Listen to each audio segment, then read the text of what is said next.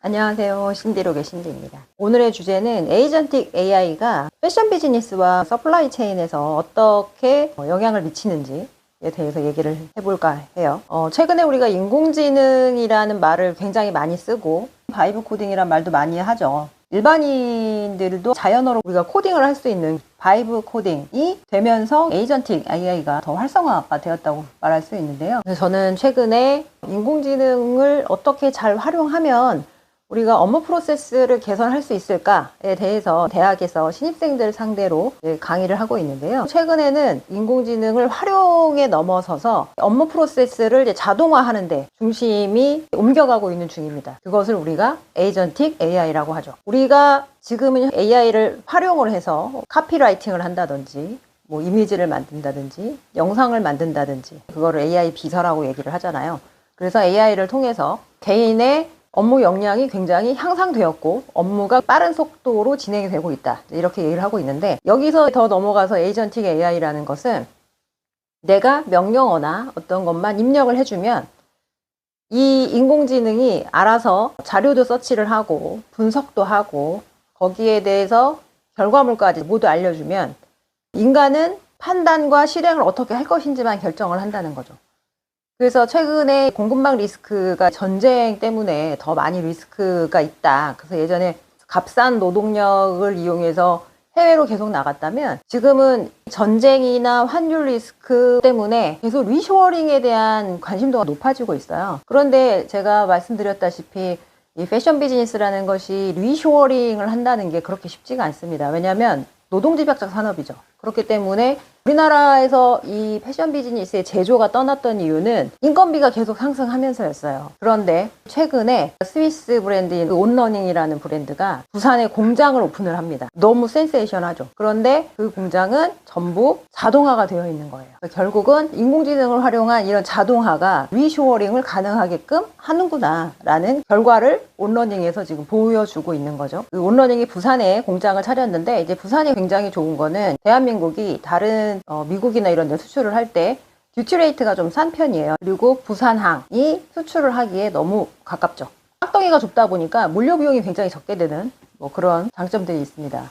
그리고 다른 선진국에 비해서도 이 인터넷 속도도 빠르고 이 테크 비즈니스가 굉장히 발달이 되어 있습니다. 그래서 지금 현재 이 한국이 다시 제주 쪽에서 부상을 하고 있는 그런 상황이 되어 있는 거죠. 그러면 패션 비즈니스에서 이 AI가 어떤 작용을 할 것인가, 이 패션 공급망의 변화를 어떻게 볼 것이냐, 그거를 봐야 되는데, 결국은 오프쇼어링이 리쇼어링으로 갈 것이고 노동 중심의 비즈니스가 이제 결국은 자동화가 될 것이다. 그리고 데이터 분석은 AI가 실행을 하고, 그래서 예전에는 박리담의 효율 경쟁이었다면 지금은 경험 중심의 비즈니스로 갈 것이다, 이렇게 전망을 하고 있습니다. 아까 말씀드렸지만 이 전쟁과 그다음에 환율 리스크, 이것 때문에 예전에 우리가 세팅을 해놨던 오프쇼어링 공급망이 굉장히 리스크가 높아진 상황이에요. 근데 결국은 해외로 나가면서 이제 공급망 리스크가 높아지면서 문제가 뭐가 됐어요? 이게 느려진 거예요. 그래서 결국은 다시 리쇼어링을 하면서 이제 핵심은 싼 게 아니라 속도라는 거죠. 조금 더 빠른 판단력과 실행을 하기 위해서 우리는 분석 능력이 더 필요하다라는 거죠. 그래서 얼마나 만들 건지, 언제 만들 건지, 그리고 어디에서 만들 것인지, 이러한 것이 굉장히 빠른 결정이 필요한 시대가 됐다. 그래서 이것에 대한 실행을 도와주는 것이 에이전틱 AI라고 볼 수가 있습니다. 이제 단순히 도와주는 AI가 아니라 에서 실행까지 해주는 AI가 드디어 핵심이다. 이제 에이전틱 AI가 어디에 쓰일 수 있느냐, 이제 그걸 봐야 되는데, 흔히 전문가들은 패션 비즈니스가 앞으로 남고 뒤로 까지는 비즈니스라고 우리가 흔히 얘기를 하거든요. 그게 이제 결국은 재고 때문이에요.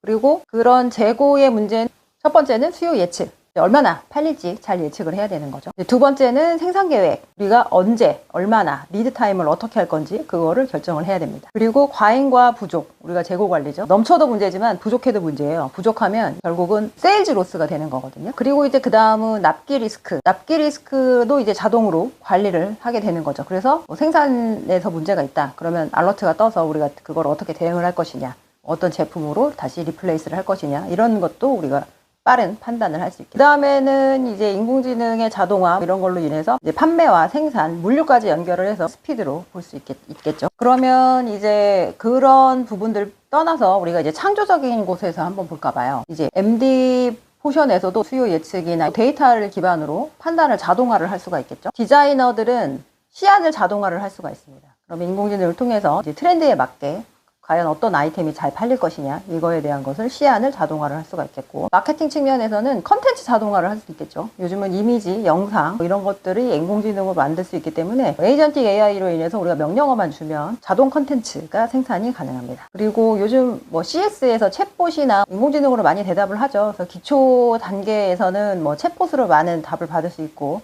그 다음에 매뉴얼에서 어긋나는 부분은 고객센터에서 대응을 하기도 하지만 이런 CS 부분도 자동화가 가능한 시절이 왔습니다. 그리고 이제 생산 부분에서도 일정에 대한 리스크도 우리가 빨리 분석을 해서 해결책을 찾을 수가 있겠죠. 그러면 우리가 이제 이 에이전틱 AI는 흔히 이렇게 생각을 할 수가 있어요. 이게 모든 걸 자동화되면 우리가 매스 프로덕션에서만 많이 쓸 수 있는 게 아닌가라는 생각을 할 수가 있는데, 최근에 루이비통에서 인공지능을 이제 어디다 활용을 할 것이냐에 대한 발표가 있었어요. 루이비통은 AI를 효율이 아니라 경험으로 보겠다.